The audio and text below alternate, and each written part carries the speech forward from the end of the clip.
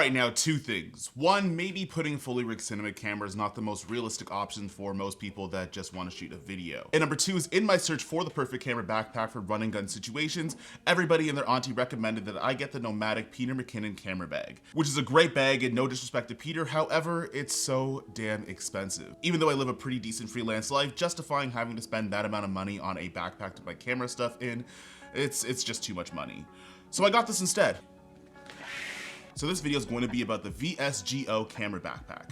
Now it is 20 liters, which makes it a little bit smaller than an everyday bag, but it also has a ton of different features. For one, you have a pretty nice magnetic clip on the front of this bag, which locks in your top section. You're also going to get top, back, and side access, so you can get your camera gear from pretty much any angle. You have anti-theft zippers as well, which honestly I don't know if it protects me from theft or just makes sure that I don't leave something open by accident. You're also going to have a ton of pockets and compartments, so you can store all of the small accessories that you need for your camera. Now it does not say anywhere in this bag's marketing that this bag is waterproof, but if you spill water on it, the type of fabric on the front, it doesn't actually soak it up. And on top of that, you get this little bag. You get this little like rain jacket that like goes on the front. You could do that.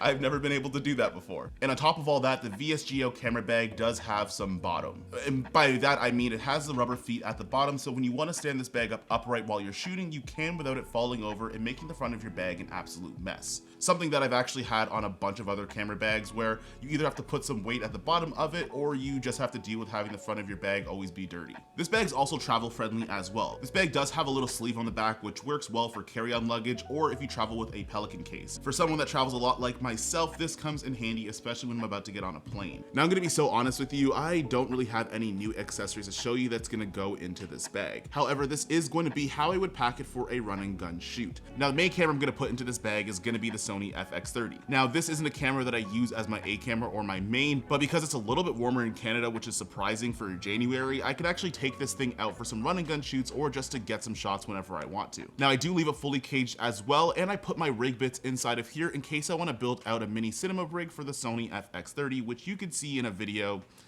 somewhere over there. I'll leave a card.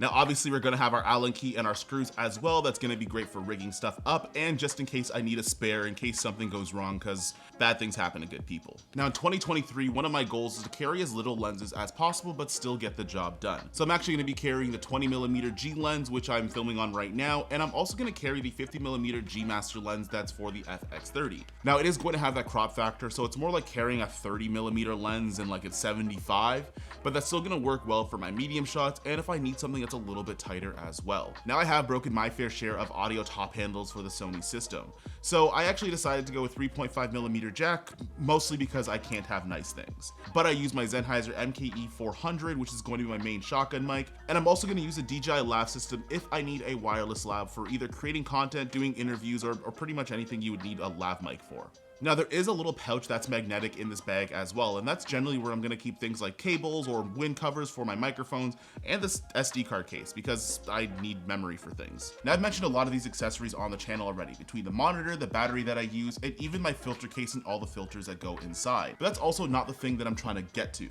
Go on your camera, put a lens on it, put it to the highest aperture you can, point it at the sky and take a picture. It seems pretty nasty, right? There might be a bunch of gunk or a bunch of spots on your camera sensor, mostly because it's probably not been cleaned in a while. And it's also cool that VSGO sent me a bunch of different camera cleaning equipment that'll make it another video, but this is something that's really essential and gets overlooked when you forget to clean your lenses and your sensors before a shoot. It also comes with a really nice carrying case that fits easily inside of this bag.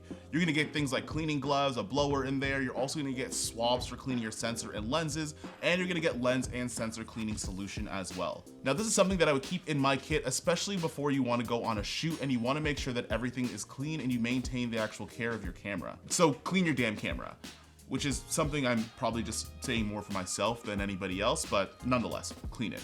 And lastly, for the side pockets for this camera, I'm gonna put away my tripods. And is it weird that I have 2 tripods? Now my main tripod for run and gun filmmaking, especially when I need an adequate amount of height, is going to be honestly just this newer tripod. It's pretty cheap, it hasn't steered me too wrong yet, and I haven't really seen a need to get another one. Unless somebody wants to send one to me, then I would not be opposed to taking it. And next is going to be this mini tripod, which honestly, it's seen some things, but because vertical content is pretty much everything nowadays, you do need something that's going to be decent for vertical content. And using my Sony FX30 and as well as an L bracket that I forgot to mention in this video.